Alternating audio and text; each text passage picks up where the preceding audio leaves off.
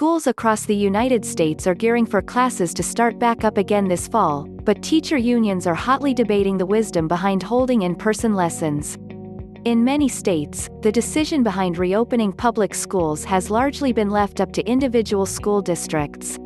President Donald Trump has urged schools to reopen in the fall, and even threatened to withhold federal funding if they don't. But the reactions from states have been mixed. As of last week, Texas decided to allow virtual classrooms to continue across the state. Georgia and Kansas's boards of education aren't delaying school openings, and are letting districts to figure out how to keep students and teachers safe. Still, teacher unions are concerned with what could happen if students and staff return to physical classrooms, and they want state and local governments to help prepare. In an ideal world, teachers would have access to PPE, space in their classrooms to social distance, and funds that could help alleviate issues with online learning if it's needed. But current plans are falling short. Clay Robison, the spokesman for Texas State Teachers Association, and Doug Folks, a spokesman for the Oklahoma Education Association, told Insider that they would not hold statewide teacher strikes if schools do reopen.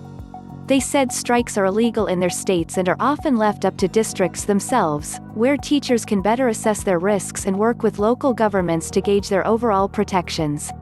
Still, there have been protests in multiple states, including Iowa, Arizona, Alabama, Florida, and Illinois, in which teachers called for in-person school to be delayed. Teachers told New York Magazine earlier this month that they would consider striking in some states. Robison said the idea of going back to school building frightens teachers, especially those with underlying health conditions. The state is dealing with one of the worst coronavirus outbreaks in the country. One reason Texas is a hotspot now is because Gov. Greg Abbott reopened restaurants, hair salons, gyms, and other businesses too early in the spring, Robinson told Insider. "We cannot afford for that to happen in our schools. It remains unclear how opening schools, with social distancing measures put in place, could impact communities. Some studies have found that children are at lower risk than adults of contracting the virus, as well as less likely to transmit it to others, while other studies show that children spread the virus more often than adults within households. Research on the subject is still ongoing."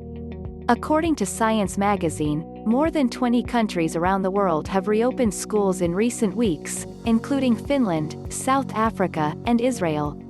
Most of the programs are keeping children in small groups, requiring masks, and urging social distancing.